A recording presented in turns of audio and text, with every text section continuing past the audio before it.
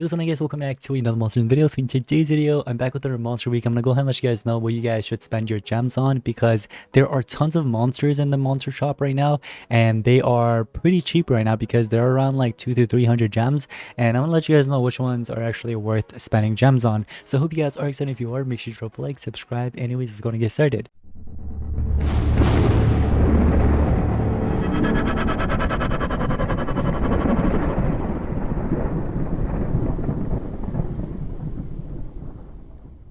Yeah, so Monster Week's here for about 4.5 more days. The shops will be refreshing between hours, obviously, so keep an eye out in there.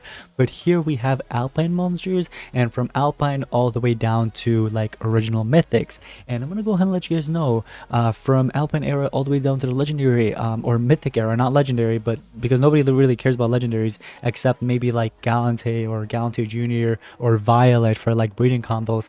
But that's about it, you know what I mean? But we're gonna go down to the original mythics. I'm gonna go ahead and let you guys know every single one of them, if they're worth it or not. Now starting off, we have Aerophos. I would recommend skipping this monster because it's not useful either in Team Wars or PvP really. Now when it comes down to Dracarid is actually pretty good, I would say. If you need a Megataunt monster that are these two elements, then go ahead and pick it up. This would be pretty good against Just and Justice, for example, you know, the elements obviously. So if you want to pick up like a tank, if you need a tank in your setup, then go for Dracarid. Now there is actually another tank that I'm going to go ahead and let you guys know later on that's better than Dracarid. So if you want to keep watching, go ahead and do so. Now we have Albinasa here. Albinasa is a pretty good supporter still, even though it got nerfed with a bunch of other monsters because of the dodge area trait. It's still useful, I would say. So if you need a supporter that gives you like damage boosts and stuff, Albinasa can help you out. Now moving on, we have Sorceress. Now Sorceress is okay, I would say, honestly. It's not one of the monsters where I'm like, you need to pick it up, you know what I mean? But it's a good monster. So if you need like a denier monster that could freeze, apply CDA and frost that stack those up, then I would recommend picking it up, because if you need a denier, she's not bad, you know what I mean? And she can basically go unlimited turns until she runs out of stamina. So good monster for sure. We have Dumb Bane. Now this is actually the best monster, the best supporter slash tank that you can actually pick up because of the taunt mechanic, obviously. And there is another tank that I'm going to go ahead and mention later on that I think you guys should actually pick up. Now why would I say that Dumb Bane is actually better than Dracarid?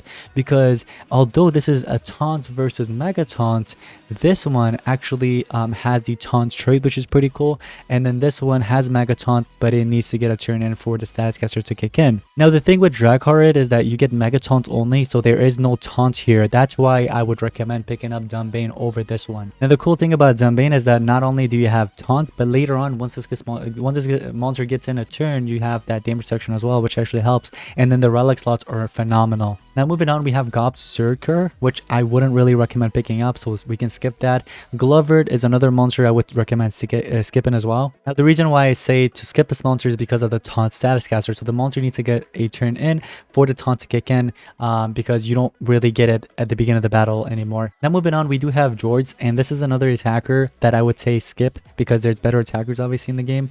Rygom is another monster I would recommend skipping. Flame Guard is another Megataunt. If you want to pick up, you can. It's a good Megataunt, or I guess it was, until obviously they nerfed the status casters, obviously, so the monster needs to get the turn in for the Megataunt to kick in. So there's obviously a better Megataunt that I'm going to mention later on, but for now I would say skip Flame Guard. And you know what, just to go back, I would say skip this one as well. If I were to if I were in your place, honestly, this is just my opinion obviously, but if I were in your place, I wouldn't really want these monsters, these two that I mentioned, Dracarid and this other one, because they need to get a turn in for the Megataunt to kick in. So that unfortunately, you know, that just makes the monster less usable. So 345 gems is a lot, so I wouldn't really want one of you guys to just spend the gems just because I say it's good or it's decent, you know what I mean? I would rather have you guys spend money or gems on a monster that I think is good, and that would be Dumb Bane, for example. We do have Junko, which is another supporter, but obviously I would recommend picking up Albinasa instead. Fatal Herald, not bad. The thing with this monster is that he does have anticipation. If I'm not mistaken, let me know in the comments down below. Correct me if I'm wrong, but this monster has anticipation as a status caster, so I need to get a turn in for it to kick in. Same with the negative status effects. So I would say this one's a 50-50, up to you. Tiny Trap is not a bad attacker. If you want to pick it up, you can. We do have Gonzo as well. Gonzo is actually not a bad supporter. If you want to pick up Gonzo, that's actually a good supporter. Dolores, you can skip. This Google monster, he's a denier. I kind of think of him as like Raris in a way. You know what I mean? It's like a more updated version of Raris. So it's up to you. This one's a 50-50 as well if you want to pick it up for like Team Wars, for example. But PvP, it's not probably going to get you that far. Secret Spirit is an okay supporter as well, really. Prismatic Pandatone is another denier, just like this other one. If you want to pick it up, you can. I really like the status caster with this monster, but obviously you need to get a turn in for it to kick in. So that really kind of killed most of the monsters from the past. Like, for example, the thing with Darkuma was that the thing with Darkuma, the thing that's different with Darkuma, that's why it's been so viable, is because of the taunt and obviously the status caster Rain of Protection, especially the Rain of Protection. But since that got nerfed, now I'm like, Darkuma can easily get one shot, so it's not as viable as anymore, because it's what mattered, like kicking in the beginning of the battle and giving in like a random control, like random positive status effect. Same with Prismatic Pandatone. So honestly, I would say skip Prismatic Pandatone. Same with Darkuma. Darkuma is kind of dead too now, just because of the status caster update. And then we have Shamish that you can skip. Bandolero, I would say skip to. Bruisard, you can probably skip this one too if I'm not mistaken. This monster has anticipation. If it has a anticipation as a trait, that's a 50-50. That's up to you if you want to invest in that. But if it's a status caster, then obviously totally skip. Lernada is another monster you just want to get rid of. Don't buy it.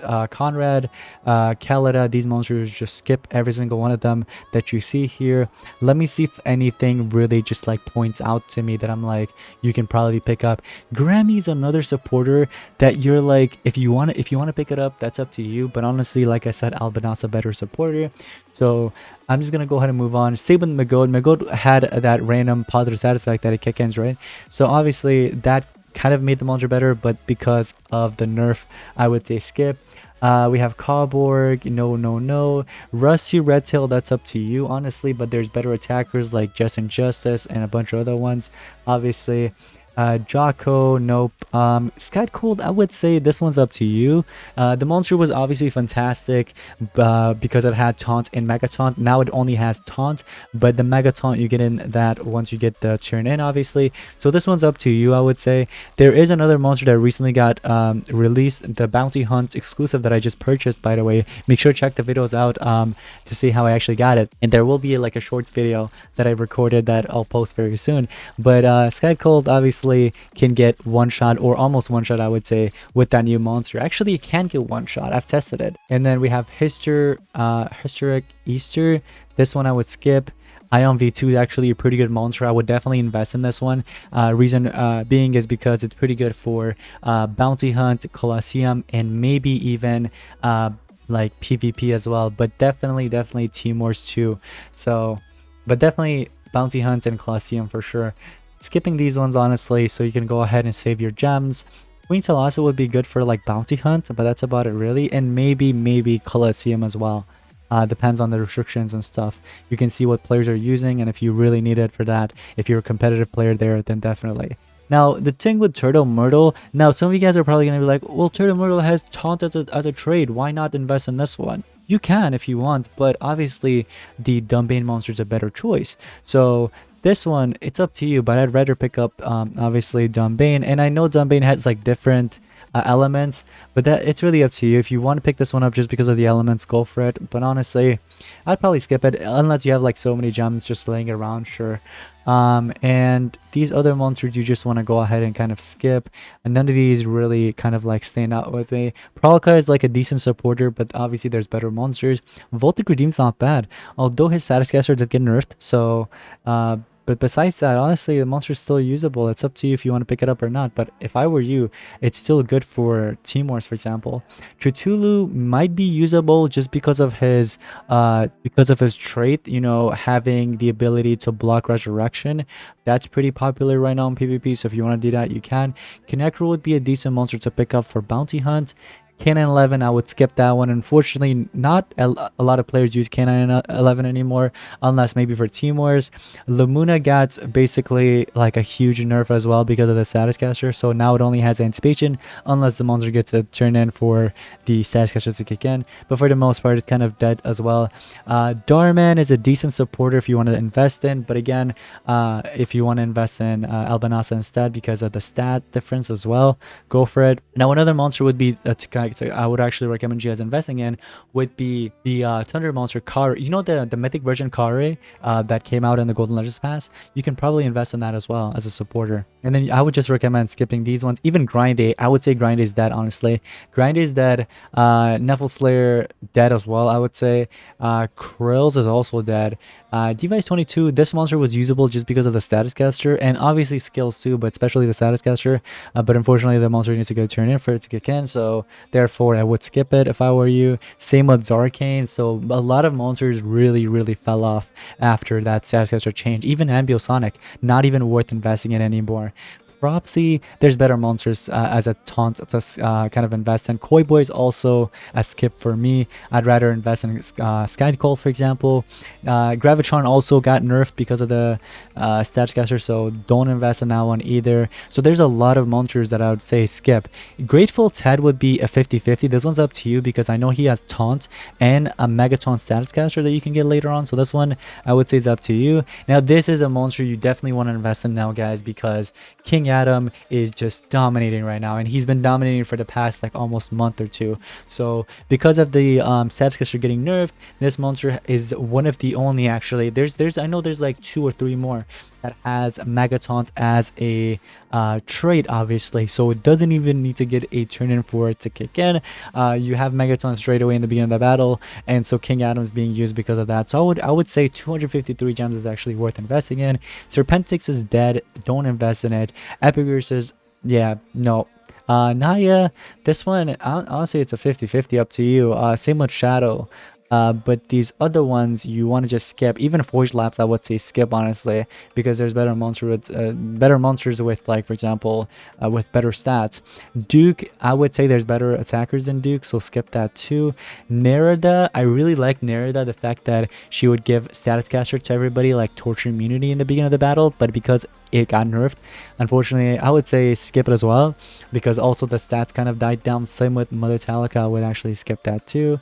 All these other monsters that you see as well. Now Volcanics has area dodge as a trait, but even that, like that also got nerfed. So this one's a 50-50, up to you guys. I don't think I see anybody really using that monster anymore. Boulderar, it's up to you guys, because I know he can basically still attack forever, so that one's up to you. Fireful is not bad too. It's up to you if you want to invest in that one, because that one also not only gives a good damage boost, but also it can turn transfer over. Now moving on, these other monsters, I would say skip them all. Yeah, even Slob. Now Ural the Divine, because of the block resurrection, I guess players kind of stopped using this monster, but also the trait got nerfed, so this one's a 50-50, up to you guys. Elvira Demon Slayer is not bad, I would say, if you were to kind of make it a little bit faster because of the evasion to everybody, and it also comes with torture immunity, damage boost, and stuff like that. So I would say look on PvP to see if the players are still using this monster. If they are, then see how they're using it, and if you have those monsters to pair up with, then yeah, pick it up. Cherub Cupid I would skip for sure. Cherub is dead, like it is so dead. Same with Serpentix, obviously. Alfira and Raris I would skip. Galvanus is a anticipation monster, and can anticipation give anticipation to everybody. I can't even talk anymore, but it could give anticipation to everybody. This one I would leave that to you guys if you want to pick it up or not. But all these other ones that you see here are basically dead. Even Monk Flamberg, unfortunately, because of that extra torture immunity. But actually, coming back, Monk Flamberg does have block resurrections as a trait. So if you need a monster that has that, obviously you can probably invest in Monk Flamberg. But there's ancestral monsters, obviously, that there's actually one ancestral that has a block resurrection trade. I'm talking about the water ancestral, so if you want to invest in that one instead, go for it. But anyways, guys, let's move on. All right, these other ones, yeah, even Teddy Bomb is dead, honestly. With Daika, all these monsters that you see, I wouldn't even invest in Dark Voltic anymore. Same with UV Fusion. Cuberion, I don't know about that. Moving on. Let's see. I think most of these other monsters that you will see here are basically dead from here on. And like I said, one of the only few that was still worth it was Darkuma. But even Darkuma unfortunately comes to an end. Now Pangoliath, guys, here's the thing with Pangoliath. This monster also has Megatons as a trade, but it's just like the stats on this monster. It's kind of low compared to King Adam. So if you can't afford King Adam, or let's say you don't want to go with King Adam, which I wouldn't see why, then I guess you could go with Pangoliath because of the Megaton trait. You know what I mean? And it's cheaper, obviously, so 184 gems, but I'd rather go with the other one if I had the gems, obviously, if I were you. Now, Elgata's not bad.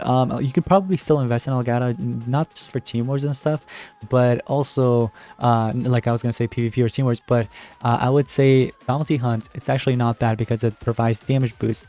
Me personally, I don't have, for example, that one water monster like Queen Thalassa that a lot of players like to use, or the light monster, the Ion V2. So since I don't have those monsters, I still use Elgata, and Elgata's not bad in terms of like that usage, obviously. Oh, nobody beat it. No, I really wanted to beat it. What? Oh, that really sucks, man. Oh no. But anyways, guys, that's pretty much it with most of the monsters on basically the team shop or the shop right now for the monster week. So let me know in the comments down below which one you guys are picking up, and if you were picking up before like a monster and this video kind of told you don't do it, then let me know in the comments down below which monster you were going to pick up and I said don't do it, you know what I mean? But yeah, guys, this is going to be pretty much it. Thank you guys for watching. This is the next one. Peace out.